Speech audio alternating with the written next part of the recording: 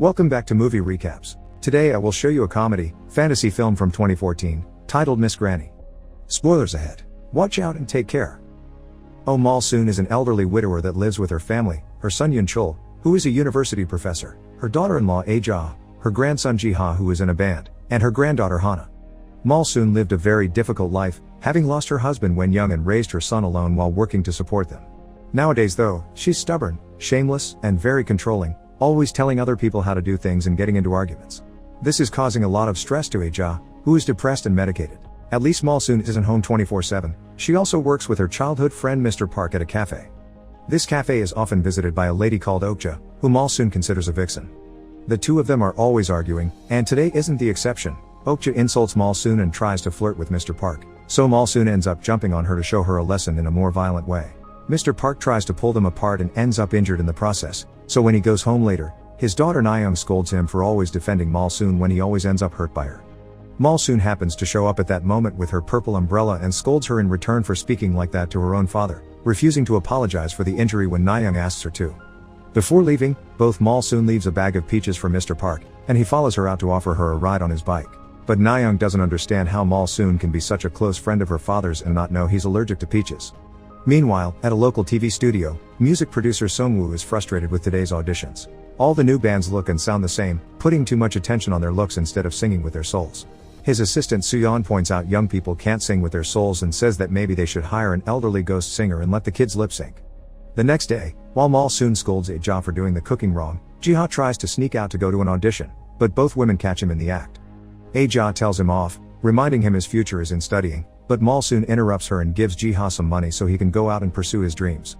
After he's gone, Aja tries to tell Mal-soon that she should let her be in charge of the education of her own children, but Mal-soon doesn't listen. She doesn't approve of Aja being stressed when her husband has a good salary and she stays home doing chores. She thinks she has it easy compared to what she had to go through when raising Yun-chul alone. In the meantime, Ji-ha's audition doesn't go well. The musicians are good, but the lead singer doesn't sing well because she spent all night clubbing and never quit smoking. When Ji-ha calls her out for not taking this seriously, she simply quits. In the evening, when Mal-soon returns home after going out for groceries, she finds Aja collapsed on the floor. She's immediately taken to the hospital, and after she goes through surgery, her doctor tells Yun-chul that his wife needs to rest in a stress-free environment. When they return home, he discusses the idea of sending Mal-soon to a retirement home with his kids. Hana agrees, but Ji-ha doesn't. Mal-soon hears this discussion and while she is upset, she accepts her fate for the sake of Aja. Yun-chul promises her that he'll bring her back to the house when Aja starts feeling better. Mal-soon may have accepted this arrangement, but her mood still suffers from it. She isn't her usual spunky self at the cafe, and it only gets worse when she's approached by an angry woman whose family lost their restaurant after they helped Mal-soon many years ago, when she was still a single mother trying to survive. They gave her shelter and food and she repaid them by stealing the recipe of their secret soup and opening her own place in the same town. Mal-soon tries to leave the cafe, not wanting to confront this issue, but the woman has been looking for her for years and won't let her go so easily. She jumps on Mal-soon to attack her, but Mal-soon doesn't defend herself, so it's up to Mr. Park to pull them apart. While he keeps hold of the woman, Mal-soon explains she did what she had to do to give her son a good life. In the evening, Mal-soon is waiting for the bus while crying when she receives a call from Ji-ha, who asks her if she could take him and his band out for dinner. Mal-soon accepts and they agree to meet at the station, but before going there, she can't help stopping by a photo studio that has a portrait of Audrey Hepburn on its window. She decides to go inside and get a nice picture taken for her future altar, and the photographer promises he'll make her look 50 years younger.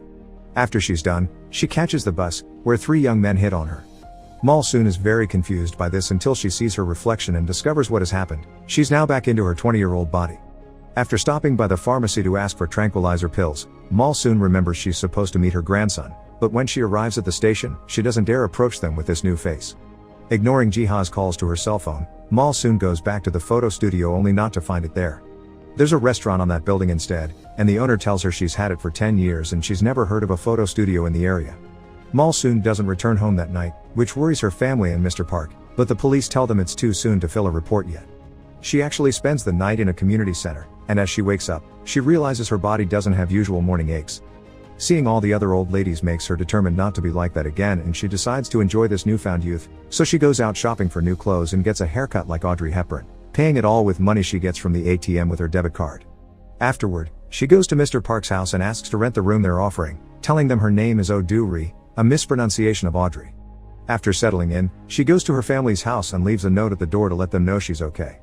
The next day she hangs out at Mr. Park's cafe, where she looks out of place because it's filled with elderly people. Malsoon decides to sing next at the karaoke after Okja's mediocre performance, proving to be an excellent singer who puts every emotion in her voice. Her act is seen by Ji-ha, who has come by to see if Mr. Park had heard from his grandma, and by Sung-woo and Seon, who were in the area looking for new talent and enter the cafe when they hear Malsoon's voice. After the song is over, she receives a standing ovation from the crowd, but Malsoon runs away because she is afraid Ji-ha may recognize her. Both Ji-ha and Sung-woo go after her, wanting to hire her, but she's nowhere in sight. Later in the evening, when Ji-ha visits Mr. Park at his house, he finds Malsoon there as well and takes the chance to invite her to go out for a drink.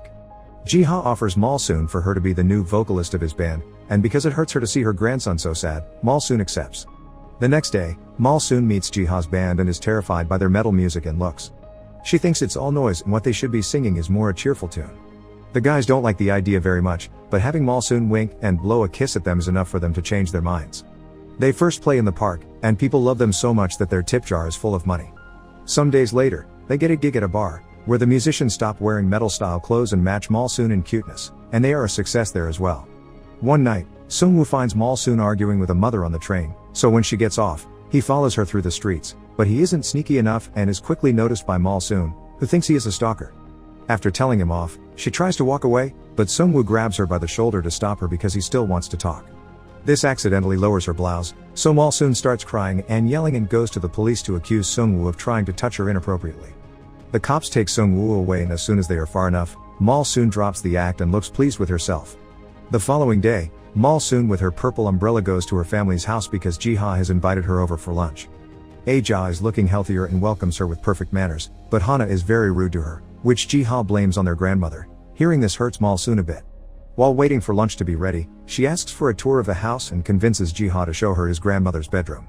At first, she only pretends to be curious, but when Aja calls Ji-ha to help her with the dishes, Malsoon takes the chance to search her dresser for her stamp, which she needs because her family has blocked her debit card. In the meantime, Yoon Chol and Mr. Park are at the police station watching some recordings from security cameras that show someone using Malsoon's debit card to get money from the ATM, but the face can't be seen because of a purple umbrella. This makes them believe Malsoon has been kidnapped, and while Mr. Park doesn't say anything, he does recognize the umbrella. Back in the house, the family is having lunch when Yoon Chol returns home, and out of habit, Malsoon welcomes him, making everyone watch her like a weirdo. Malsoon covers up her slip by rushing to the bathroom, and from there, she spies on the family, seeing how Yoon Chol refuses to eat because of his current emotional state. The next day, Mr. Park watches Malsoon closely to confirm her umbrella is the same he saw on the security cameras. After she leaves for the day, he enters her room and rummages through her things, finding Malsoon's dentures and old shoes. Meanwhile, Sung-woo continues to turn down people at auditions until Malsoon and her band show up. He wastes no time and offers them a deal, which the band, of course, accepts. When Malsoon returns home, she finds the bag with her dentures hanging on the clothesline.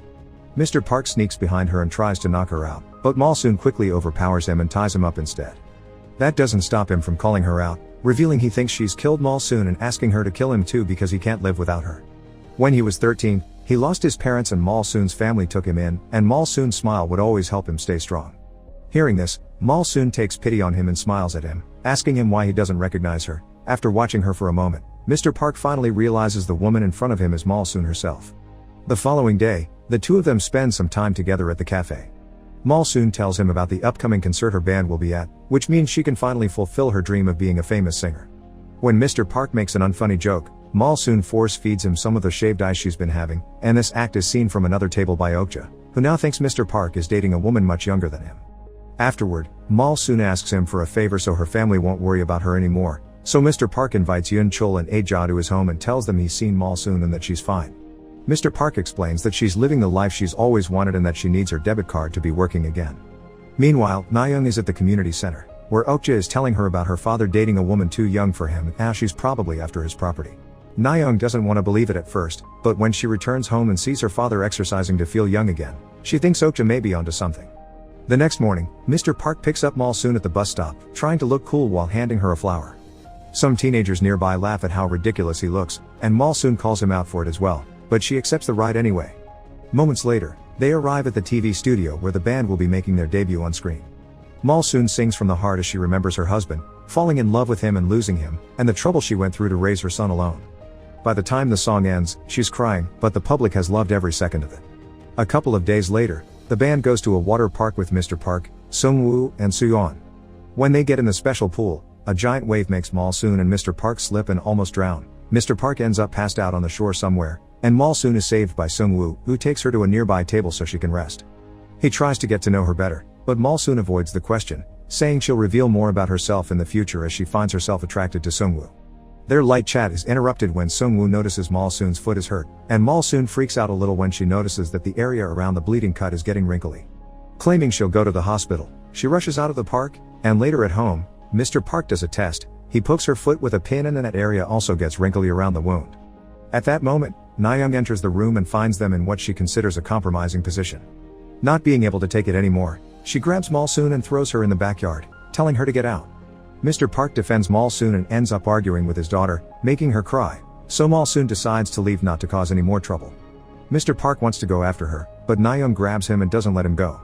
The next day, Mr. Park is so worried about not hearing from Mal-soon that he goes to see Yoon-chul and tells him the truth. However, Yoon-chul doesn't believe him and thinks he's suffering from dementia or depression, so he tries to call a doctor. Mr. Park gives up and returns home, where he stays all day in his room, lamenting having lost Mal-soon. Speaking of Mal-soon, after receiving a call from Sung-woo, she ends up staying at his apartment. They share dinner and a nice long chat where Sung-woo keeps trying to flirt with her, but Mal-soon can't allow herself to give in to a man so much younger than her, so she keeps pouring alcohol until he drinks himself to sleep. Back in the family home, Aja is taking antidepressants again, and she can't help thinking of Mal-soon scolding her for it. The next day, the band is recording their first single, but another producer makes Sung-woo realize that this kind of slow song doesn't fit the band's image and he has to find them a composer. This angers Ji-ha, who wrote that song in the first place, and he rushes out of the building. Mal-soon tries to stop him, trying to make him understand that Sung-woo only wants the best for the band. Jealous Ji-ha accuses her of sleeping with Sung-woo because he heard she spent the night at his place. Mal-soon starts slapping him for it, but then she takes him out for lunch to turn him down properly. Sometime later, Mal-soon meets with Mr. Park at the park. He's worried because he doesn't receive updates from her anymore, and he can also guess she likes someone else now. He's green with envy but accepts it because he wants Mal-soon to be happy. After gifting him another bag of peaches, Mal-soon asks him to take good care of Okja, so Mr. Park has to inform her that actually, Okja fainted last week from a cerebral hemorrhage and she's now hospitalized. Later at night, Yoon-chul checks on Ji-ha, who is composing a new song for the band. He tells his son the song is very good and wishes him good luck, but before leaving, he can't help noticing a picture of the band. He then goes to search for some old pictures of him as a baby and realizes how similar the woman from the band and his own mother look. Some days later, Mal-soon has a date with Sung-woo at the park, and when he confesses his feelings, she tells him she can't accept them because the age difference between them is too big. Sung-woo thinks she means he's too old for her. When they're done, he drops her at the hospital, gifting her a hair clip and kissing her forehead before leaving. Mal-soon enters the building, intending to visit Okja, but it's too late, she's already dead. She's so upset by this news that she leaves without noticing Mr. Park is there as well. The day of the big show finally comes and Ji-ha is running late because he is stuck in traffic. Seeing as the cab won't be moving anytime soon, he gets out and grabs a public bicycle, which he begins riding like a madman through the streets. This recklessness has its consequences. Ji-ha is suddenly hit by a truck and taken to the hospital. When the news reached the band, Sung-woo wants to cancel their performance, but Mal-soon refuses. She thinks the right thing to do is make the world hear Ji-ha's song and sing it so loud he'll feel better. The band accepts to perform and the song is received well, making it a big success. As soon as they're done, Mal-soon rushes to the hospital and arrives just in time. It turns out Ji-ha's blood type is AB, which nobody in the family has except her, so she offers herself up for a transfusion. This worries Mr. Park and he drags her out to have a private talk with her, reminding her this is going to make her old again and she'll lose the chance to live her dream. Her grandson's life is more important though, and as she goes back to the main hallway to find the doctors, she finds Yoon-chul instead, who has been listening to their conversation. He confesses he knows who she is and asks her to leave because she already sacrificed her dreams for his sake, so it wouldn't be fair for her to do it again for her grandson. Once again, she refuses, saying it's okay to be old if she gets to be with her family. The two of them cry and hug before Mal-soon is taken to the operating room, where she's connected to Ji-ha to transfer the blood as she slowly transforms back into her elderly body. A year later, the band continues to be a success with a healthy Ji-ha and Hana as the new vocalist. Their parents and Mal-soon go to all their concerts to support them, and Aja and Mal-soon are getting along better now. After the concert is over, Mal-soon sees Sung-woo from afar and decides not to approach him, but as she leaves, he is surprised to see the same hairpin he had gifted her in the hair of an old lady. Meanwhile, Mr. Park finds the photo studio, which this time has a picture of James Dean in the window.